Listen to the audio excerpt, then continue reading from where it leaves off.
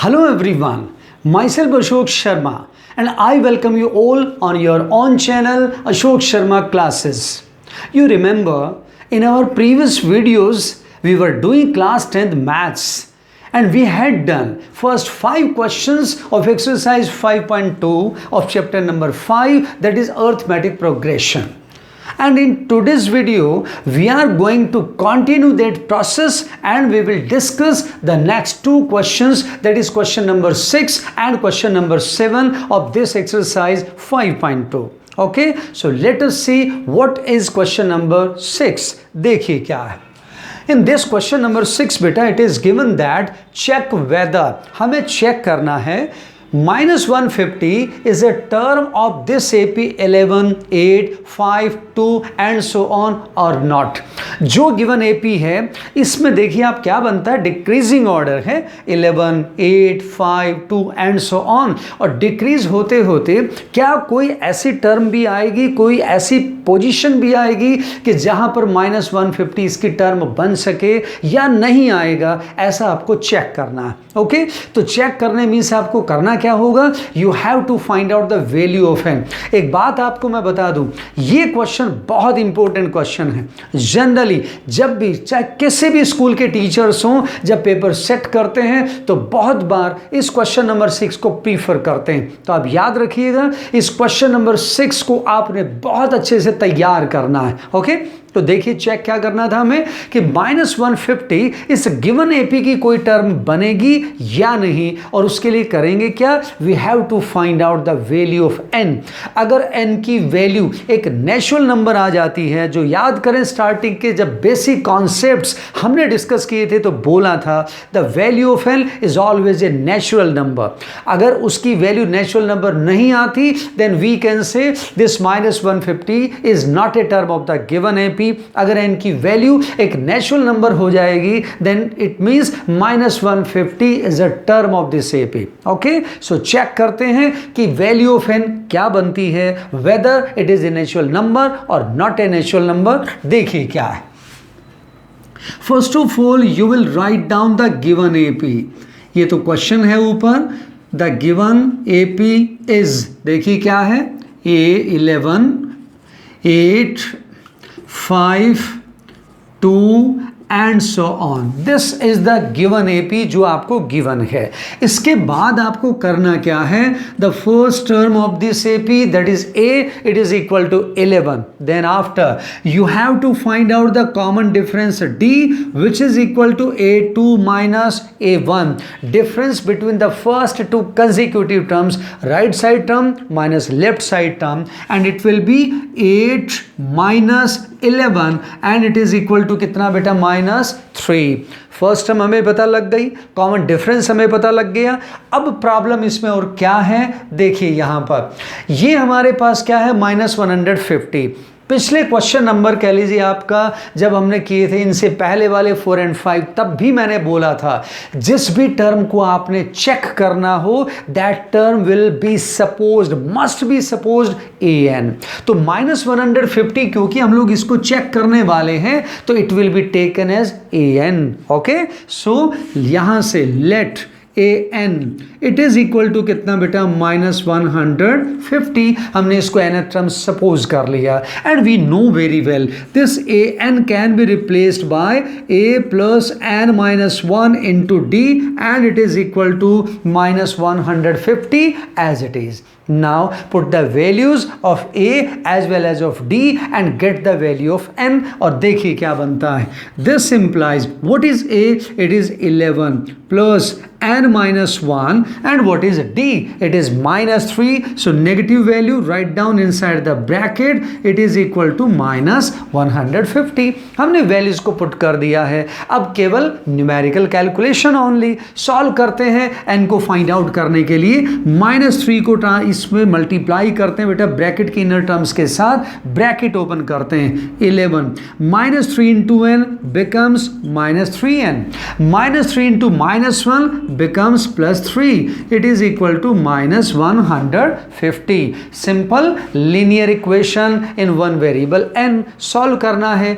This variable term minus 3n will be kept towards left hand side, minus 3n, and plus 11 plus 3 being the constant terms will have to be transferred towards right hand side after making their sign opposite. इनका sign change करके transpose करेंगे आप. minus 150 minus 11 and minus क्या बना दिया 3. Next one minus 3n रहेगा बेटा as it is equal to. On the right hand side, all the three terms are having the same negative sign. That means they will have to be added and will be converted into a single negative number. 150, 161 and minus 164. Negative sign cancelled beta.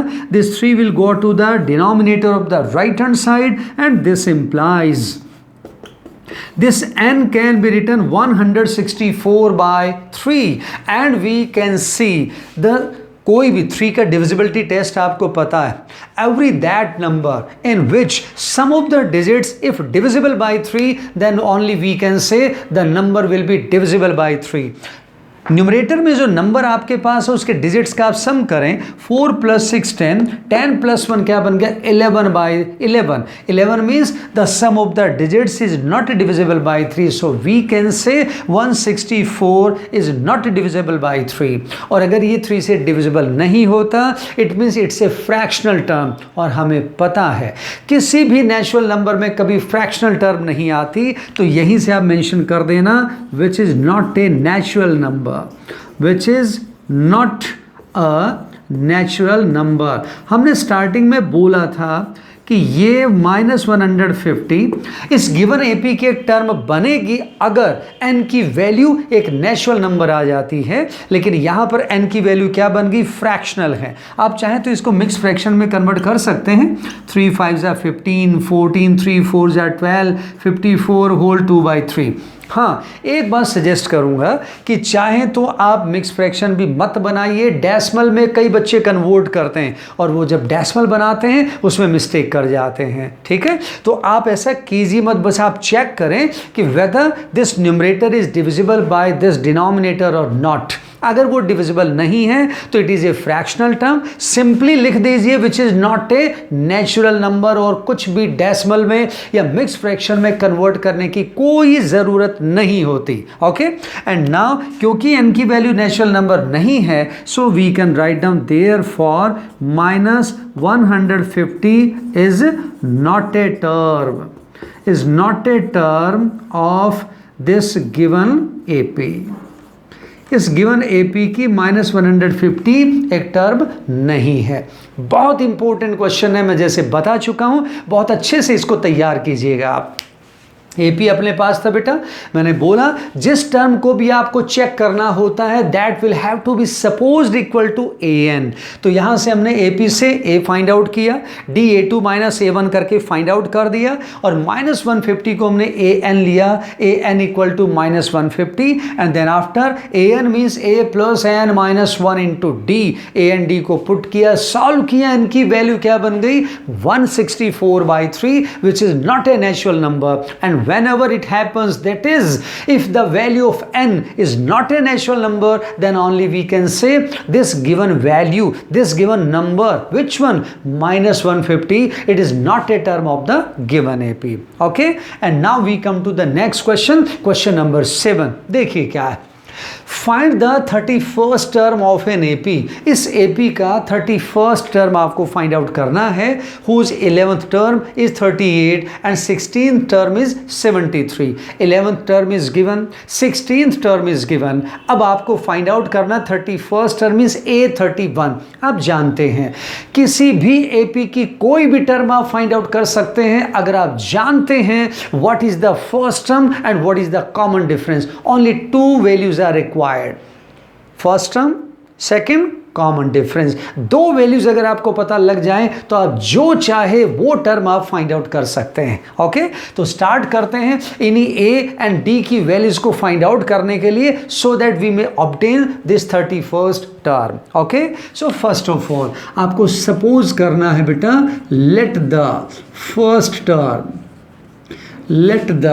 First term of AP, क्योंकि AP की first term given नहीं है, आपको suppose करना है it is equal to A। आगे let the common difference, वो भी आप सपोज कर लेना, let the common difference. And common difference को हम लोग क्या सपोज कर लेते हैं बेटा, it is equal to D।